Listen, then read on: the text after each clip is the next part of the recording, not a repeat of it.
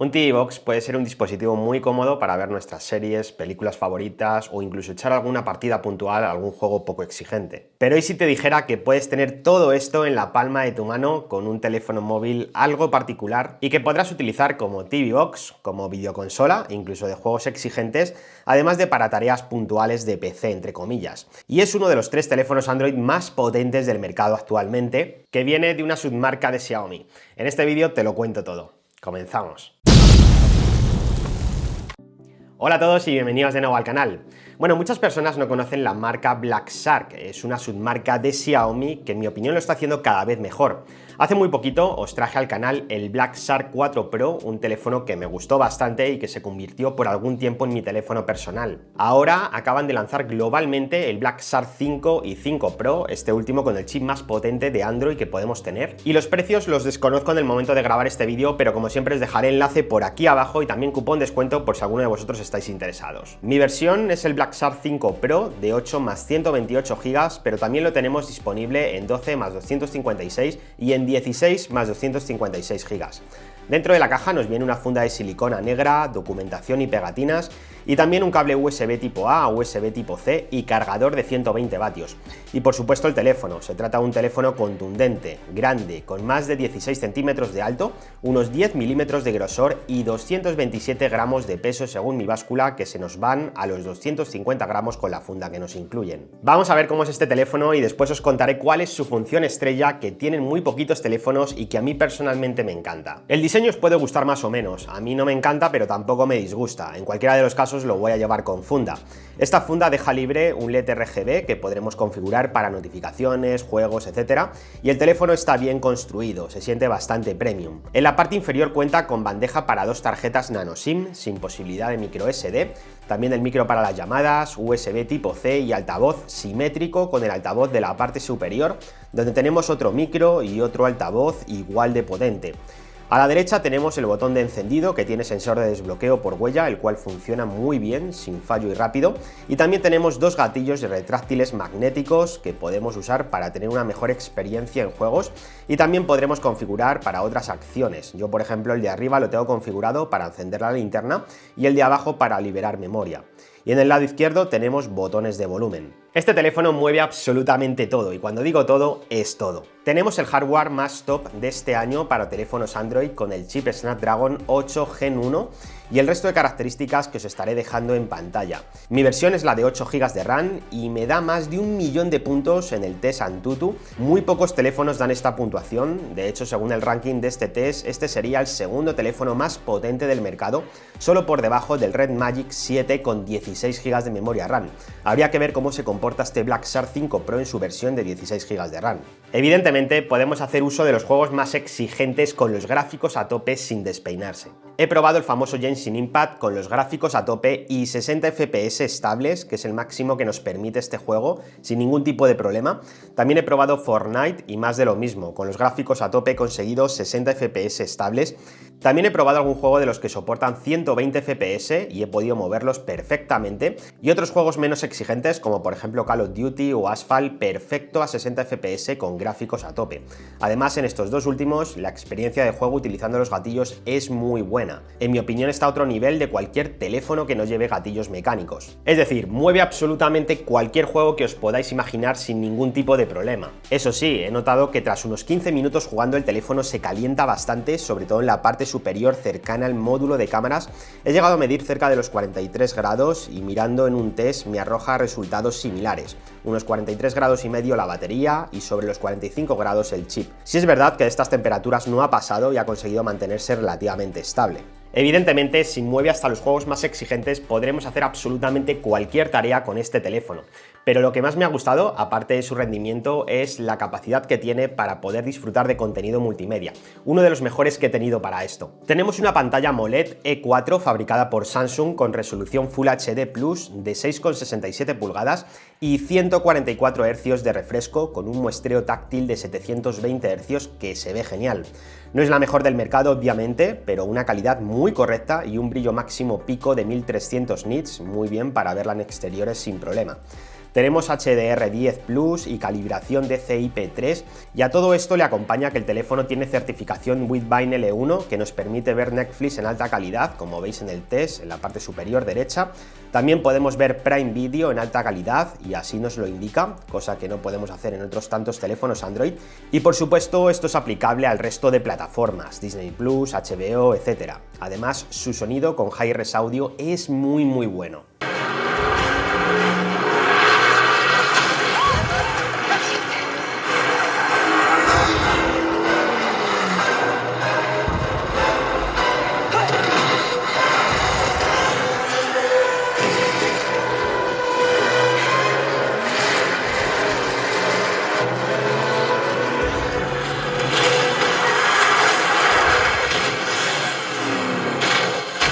Por si fuese poco todo esto, en este teléfono tenemos algo que tenemos en muy poquitos teléfonos del mercado, y es que tenemos salida de audio y vídeo por su puerto USB tipo C, por lo que si lo conectamos con un cable USB tipo C a HDMI o con un hub, podremos ver cualquier contenido del teléfono en nuestro televisor en alta definición.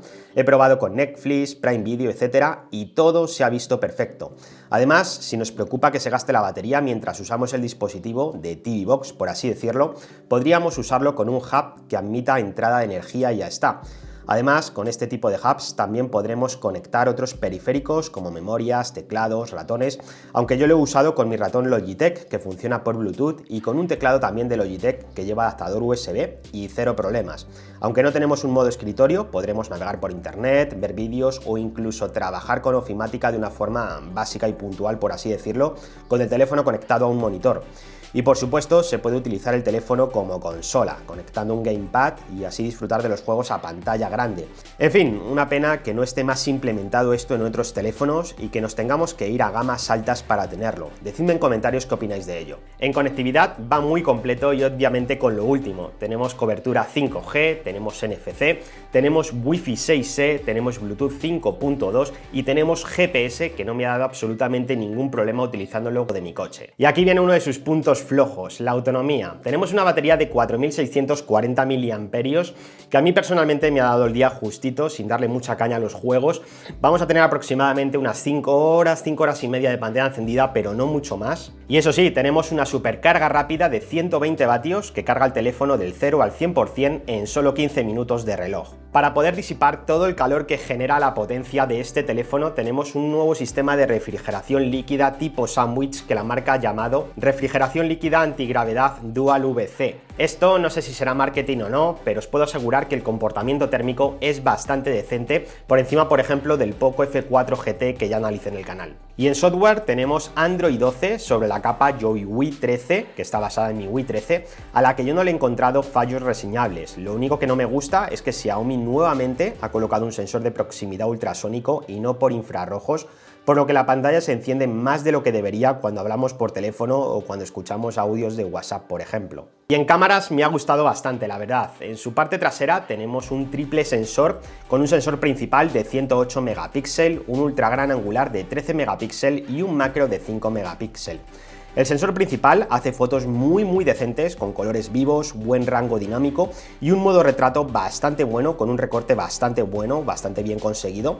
También tiene un modo noche que se nota mucho cuando lo activamos y el resultado en fotos con baja luz es muy decente. Este sensor principal es capaz de grabar vídeo hasta 4K 60 fps con estabilización digital que responde muy bien, y tenemos más o menos mismos resultados tanto en estabilización como en recorte en todas las resoluciones de grabación de vídeo, con un autoenfoque muy rápido también y con la posibilidad de grabar vídeo en HDR10 Plus, cosa que tienen muy pocos teléfonos a día de hoy. Este sensor también graba vídeo en cámara lenta a 1080p y hasta 960 fps, y tenemos audio zoom gracias a los 4 micrófonos que lleva el teléfono integrados. El sensor ultra gran angular también hace fotos muy decentes y que están por encima del típico gama media, aproximándose más a lo que vemos en la gama alta o medio alta. Obviamente con una calidad un escalón por debajo del sensor principal, sobre todo cuando escasea la luz. Además, este sensor también graba vídeo hasta 4K 30 fps con muy buena estabilización digital. Y el sensor macro es muy decente, sobre todo con buena luz. Trabaja muy bien, a diferencia de lo que solemos ver en este tipo de sensor. Tenemos bastante más detalle de lo habitual, con un autoenfoque que responde y en general resultados muy decentes, sobre todo cuando tenemos buena luz. Este sensor graba vídeo hasta 1080p 30 fps con buenos resultados igualmente cuando tenemos buena luz. Y su cámara selfie de 16 megapíxeles hace un trabajo de gama media en mi opinión. Buenos resultados si no tenemos contraluces muy fuertes o no estamos en un día muy nublado, con un buen modo retrato, un recorte por software bastante bueno y con resultados bastante peores cuando tenemos poca luz o en fotografía nocturna. Este sensor graba vídeo máximo de 1080p, 30 fps, con una estabilización bastante floja si es que la tiene, aunque sus micrófonos sí recogen muy bien nuestra voz. Creo que estamos ante un teléfono que va a responder perfectamente incluso para los usuarios más exigentes. Sí es verdad que no tenemos una gran autonomía, pero va compensada con una supercarga rápida de 120 vatios. Y además, para todo aquel usuario que como yo consume mucho contenido multimedia con su teléfono móvil, creo que es ideal porque tiene funciones que no encontramos en la mayoría de teléfonos del mercado.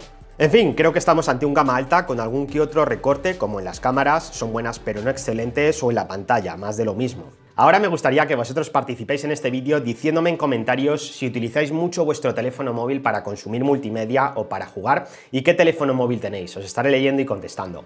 Espero que este vídeo os haya gustado, que al menos haya conseguido transmitiros todo lo que este nuevo Black Shark 5 Pro puede ofrecernos. Si es así, me encantaría que me dejarais un buen like, no olvidéis suscribiros al canal y activar la campanita para más vídeos como este. Una vez más, muchas gracias a todos de verdad por estar al otro lado y yo ahora me despido. Hasta el próximo vídeo.